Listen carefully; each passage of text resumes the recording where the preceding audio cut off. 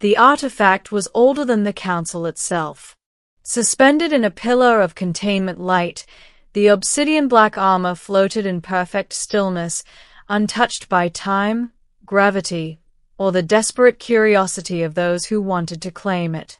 It had been found on the ruins of an extinct civilization, buried beneath crystalline stone and radioactive dust on a dead world called Narration 4.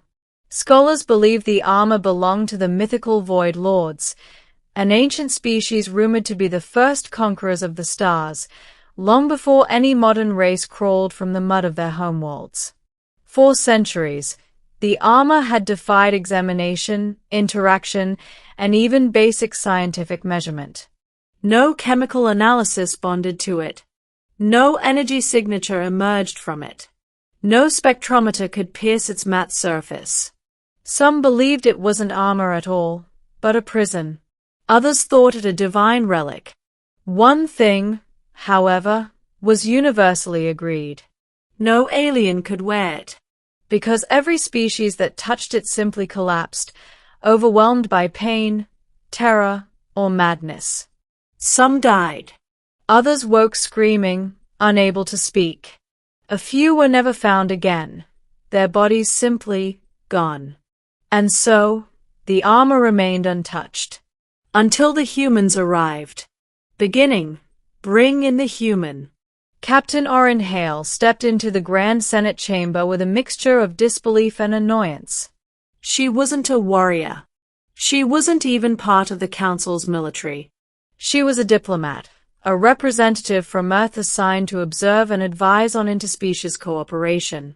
She did not expect to be summoned because of some ancient cosmic relic. The chamber was massive, filled with towering seats and members of dozens of species, scaled, feathered, tentacled, crystalline, and mechanical. All stared as she entered. Human. Chancellor Vorex boomed, his 4 bronze wings shifting with irritation. Approach. Orin frowned. You don't have to call me human. I have a name. We are aware, Vorex said dismissively. But your presence here is unprecedented.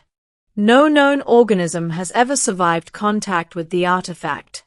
Yet your species is different. A whisper rippled through the chamber. Unpredictable. Chaotic. Primitive yet resilient. And reckless. Orin crossed her arms. Let me guess. You want me to touch the armor? Gasps filled the room. The request had not yet been spoken aloud, and already she had deduced it. Typical human behavior to them. Perceptive, blunt, impossible to intimidate. Vorex hesitated.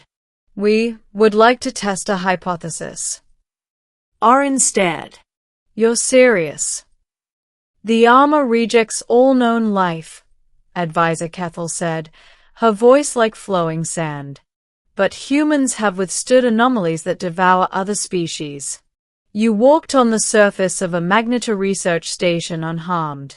You survived the void plague without neural dampeners. You... Yes, Orin interrupted. Humans are weird. I've heard this speech before.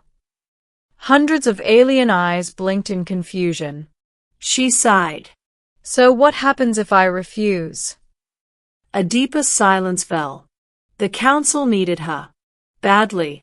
Chancellor Vorex cleared his throat. You will be compensated. Earth's seat will be elevated to high member status. Orin blinked. Now that was new. She exhaled slowly. Fine. I'll touch the spooky space armor. Middle. The armor awakens. The containment chamber lights dimmed as Orin stepped toward the floating artifact. It wasn't like any armor she had ever seen. No seams, no joints, no helmet slit. A single piece of smooth, matte black material shaped vaguely like a humanoid form. But as she got closer, the shape seemed to shift, adapting, aligning, breathing. A cold shiver ran down her spine. Does anyone else hear that humming? she whispered. No, a dozen voices answered at once. Of course not. The closer she got, the louder it grew, vibrating through her bones, resonating with her heartbeat. She placed her palm on the armor. The chamber exploded with light. Aliens screamed. Barriers snapped to full power. Energy readings spiked so high they overloaded every sensor in the room. Orin felt nothing painful. Instead, the armor pulsed beneath his skin like a heartbeat syncing with hers. And then, like liquid shadow, it crawled over her hand. What? She tried to pull away, but the armor wasn't holding her. It was following her. Flowing up her wrist, coiling around her arm, forming seamless black plating as it moved. Captain Hale, someone shouted. Remove yourself from the artifact. I'm trying. But the armor wasn't resisting. It was completing something. Completing her. Waves of warmth, clarity, and strength surged through her veins. Her vision sharpened. Her hearing expanded. Her thoughts accelerated. Her heartbeats became steady, powerful. Then the armor spoke. At last, a compatible vessel. Orin froze. The aliens recoiled in horror. Did it just talk? Orin whispered. Through you, Vorex stammered. A ripple of fear spread across the council floor. Some members fled. Orin felt the armor's presence inside her mind, vast, ancient, and impossibly calm. We waited for one who could withstand the void between moments. Flesh that remembers its origins. Blood that still echoes the first fire. I have no idea what any of that means, she muttered. Humans forgot. But we did not. Then images crashed into her mind. The fall of the Void Lords, their last stand against something incomprehensible, a war fought in dimensions where time twisted like wind. And then she saw Earth. Not as it was now, but as it had been. Primitive, young, scarred, yet glowing with a strange potential. The Void Lords had hidden something there. Something that only a future species could awaken. The armor whispered. We were crafted for your kind. For humanity. You are our final legacy. Orin staggered, breathless.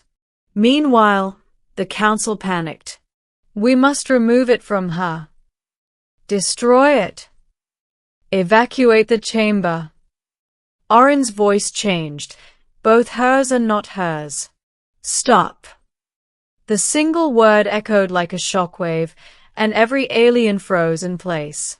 She flexed her armored fingers. The black plating shimmered in fractal patterns of starlight. I'm not a threat, she said. But I'm also not taking this off. It won't kill you. Vorex trembled.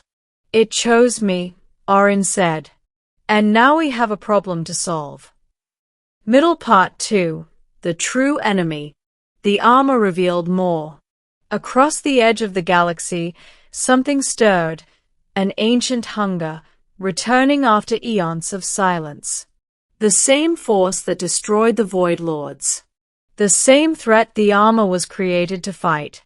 The Council had mocked humans for their unpredictability. They never realized that unpredictability was exactly what the armor needed, a mind capable of adapting beyond its programming. Orin saw the horrors awakening in the darkness. Waves of reality-warping organisms. Flickering shapes that moved between stars like shadows skating on water. Entities that fed on entire civilizations like sparks crushed underfoot. And they were coming. Fast. The chamber trembled as the revelation rippled through it. What do we do? Vorex whispered. Orin stepped forward, the armor shifting silently around her. We get ready, she said. Because they are coming for all of us. Ending, the first human Void Walker. 3 days later, the council reconvened, this time with Orin at the center, fully clad in the living armor. Humans from Earth arrived in waves, scientists, soldiers, diplomats. They studied the armor, not with fear, but with curiosity. Humanity had always adapted. Now they adapted again. Orin stood before the council as projections of the incoming threat expanded across the chamber. "The Void Reborn," she announced. "The enemy your ancestors feared. The enemy that wiped out the Void Lords.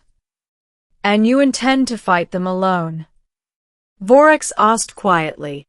Orin smiled, though the armor made it look like a glowing line of light. "Not alone. But I'll be the one leading the charge." Silence. Respectful this time. Because now the council understood. The armor didn't reject all life. It simply waited for the one species reckless enough, adaptable enough, resilient enough to wield it without breaking. A species born from struggle. Forged in chaos. Molded by curiosity. Human. Orin raised her hand, and the armor transformed into a blade of crystallized void energy. "Humanity didn't ask for this," she said. "But we'll finish what the Void Lords couldn't." "Will the council stand with us?" The chamber erupted, not in panic, but in applause, roars, and declarations of alliance. Not one species objected. For the first time in its history, the Galactic Council united. And at its head stood a human, Orin Hale, the first Void Walker. The armor whispered inside her mind, satisfied. "At last, the galaxy has a chance." Orin stepped toward the launch bay, stars reflecting off her shifting black armor. She wasn't afraid. Humans rarely were. After all, they'd been changing the universe since the day they learned to stand. And now, the universe would finally see why.